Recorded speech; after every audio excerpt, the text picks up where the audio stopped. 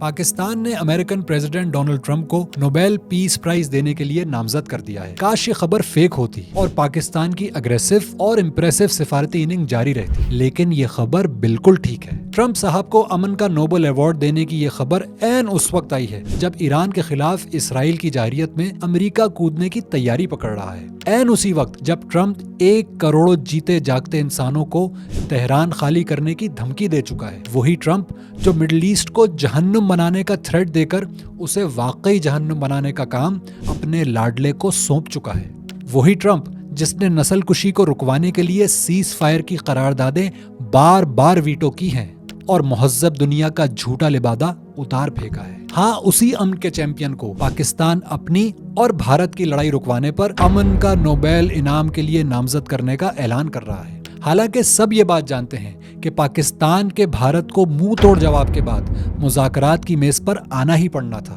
اور ٹرمپ کے اعلان سے تو مودی نے سکھ کا سانس لیا ہوگا کہ چلو کچھ رافیل اس کے بچ تو گئے۔ پاکستان کا ایک طرف ایران کا ساتھ دینے کا دلیرانہ موقف اپنانا اور غاصب ریاست کے خلاف کھل کر اس کی مذمت کرنا، لیکن دوسری طرف اس سب کے پیچھے جس کا ہاتھ ہے اس کے لیے امن کا نوبیل انعام تجویز کر کے خود کو اس کی گڈ بکس میں لانے کی کوشش کرنا بالکل ویسی ہی بات ہے جو کچھ ممالک اسے جہاز گفٹ کر کے، ریڈ کارپٹ پروٹوکول دے کے اور اربوں ڈالر بھتہ دے کر کرنا چاہتے ہیں کہ بس ہم بچ جائیں، باقی سب خیر ہے۔ شاید یہ وہی نیشنلسٹ قسم کی اپروچ ہے جو صحیح اور غلط، ظالم اور مظلوم، اگریسر اور وکٹم کا فرق نہیں دیکھتی، بلکہ اپنا بچاؤ، اپنا مفاد، اپنی حکومت اور اپنی مہلت دیکھتی ہے۔ ہم سے اچھا تو ساؤتھ افریقہ ہے جو صحیح اور غلط کا فرق کر کے غاصب ریاست کے خلاف UN میں گیا، عالمی عدالت میں اس کو گھسیٹا۔ وہ ممالک ہیں جو US کی گڈ بک سے نکلنے کی قیمت پر ظلم کو ظلم کہہ رہے ہیں اور جھوٹ،